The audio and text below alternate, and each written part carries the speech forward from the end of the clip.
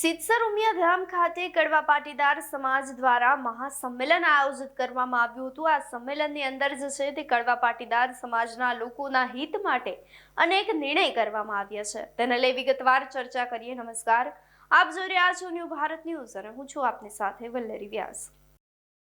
કડવા પાટીદારોનું ભવ્ય શક્તિ પ્રદર્શન સિત્સર ઉમિયાધામ મંદિર ખાતે આયોજિત કરવામાં આવ્યું હતું। સિત્સર ઉમિયાધામની આગેવાનીમાં ઉમિયા શોભાયાત્રાનું પણ ભવ્ય આયોજન કરવામાં આવ્યું હતું। તો હજારોની સંખ્યામાં લોકો જે છે તે આ ભવ્ય શોભાયાત્રામાં ઉમટી પડ્યા હતા।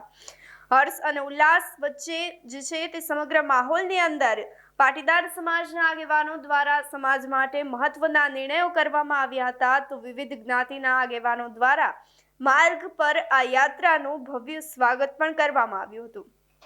ઈશ્વરિયા ગામ ખાતે 125 કરોડના ખર્ચે વિદ્યાપીઠ બનાવવાની જાહેરાત કરવામાં આવી છે। તો એક શિક્ષિત એક દીક્ષિત મંત્ર સાથે કામગીરીનો સંકલ્પ જે છે તે લોકો દ્વારા કરવામાં આવ્યો છે।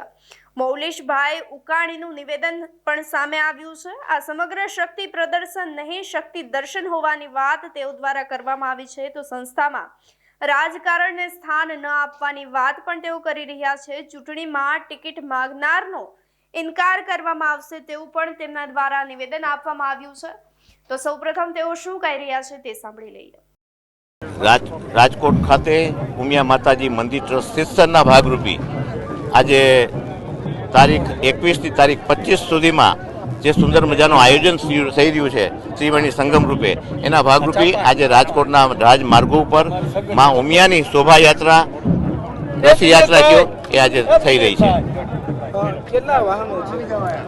125 વાહનો અને એનાથી વિશેષ પ્લોટ સાથેની આજની આ શોભાયાત્રા છે અને અહીંના એટલે એમ કે રેસકોર્સ ગ્રાઉન્ડ ઉપરથી ચાલુ થઈ અને સ્પીડવેલ પાર્ટી ચોકે એ પરિપૂર્ણ થશે।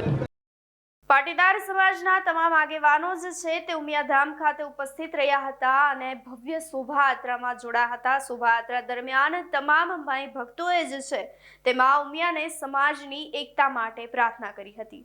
જેને લઈ હવે આપનું શું કહેવું છે અમને કમેન્ટ કરી ચોક્કસથી જણાવશો। તેની સાથે જ અમારી ચેનલ ન્યૂ ભારત ન્યૂઝને લાઇક, શેર અને સબસ્ક્રાઇબ કરવાનું ભૂલશો નહીં। નમસ્કાર।